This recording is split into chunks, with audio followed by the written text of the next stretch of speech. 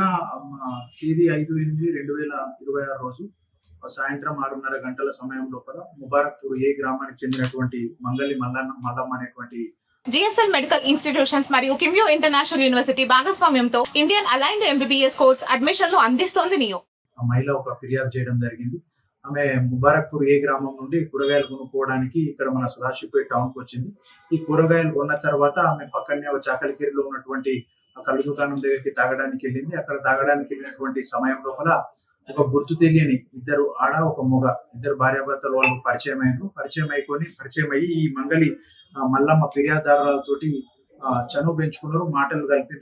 మాటలు కలిపి ఈమెతోటి చనువుగా నటించి ఈ మంగలి మల్లమ్మను ఈ కూరగాయలు కొనుక్కున్న తర్వాత మేము ఊరి దగ్గర వదిలిపెడతామని చెప్పేసి అని వాళ్ళ బైక్ పైన ఎక్కించుకొని వెల్టూరు గ్రామం దాటిన తర్వాత నిర్మానుష్యమైనటువంటి ప్రదేశంలో అక్కడ బైక్ ఆపిండ్రు. బైక్ ఇద్దరు ఈ అన్నోన్ ఆడ మగ వ్యక్తులు బైక్ ఆపేసి ఎంట తెచ్చుకున్నటువంటి ఆ పెప్పర్ స్ప్రే ఏదైతే ఉందో ఈ ఫిర్యాదుదారులు కంట్లో కొట్టంగానే ఆమె కళ్ళు మండి ఆమె స్పృహ తప్పి పడిపోయింది. ఈ స్పృహ తప్పి పడిపోయిన తర్వాత ఈ గుర్తెలిని ఆడ మగ ఇద్దరు కూడా ఆమె మెడలో ఉన్నటువంటి 3 తులాల బంగారు చైన్ ను దొంగిలించుకొని ఆ బండి పైన పారిపోవడం జరిగింది.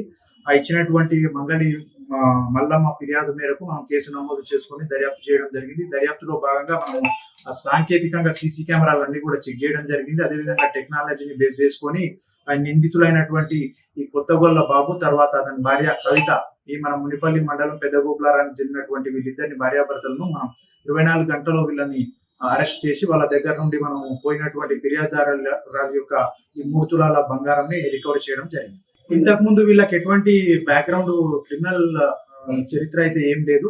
వీళ్ళ ఫైనాన్షియల్ గా వీళ్ళు కొంచెం ప్రాబ్లం లో ఉన్నారు. దాన్ని బేస్ చేసుకొని ఇద్దరు భార్యాభర్తలు కూడా ఈ ముందు వేసుకున్నటువంటి పథకం ప్రకారం ముందే ఆ రోజు దొంగతనం చేసుకోవాలని చెప్పేసి అని ఇంటి నుండి ప్రిపేర్ అయ్యి వాళ్ళ పేపర్ స్ప్రే అదంతా కూడా తీసుకొని వచ్చిండ్రు. ఇక్కడ ఒంటరిగా ఉన్నటువంటి కళ్ళు కాంపౌండ్ దగ్గర తాగి ఒంటరిగా ఉన్నటువంటి మహిళలను టార్గెట్ చేసుకొని చైన్లు దొంగతనం చేయాలని ముందే వాళ్ళు ప్రిపేర్ అయ్యి రావడం జరిగింది. ఆ ప్లాన్ లో భాగంగానే ఇదంతా ఎగ్జిక్యూట్ చేసిండ్రు.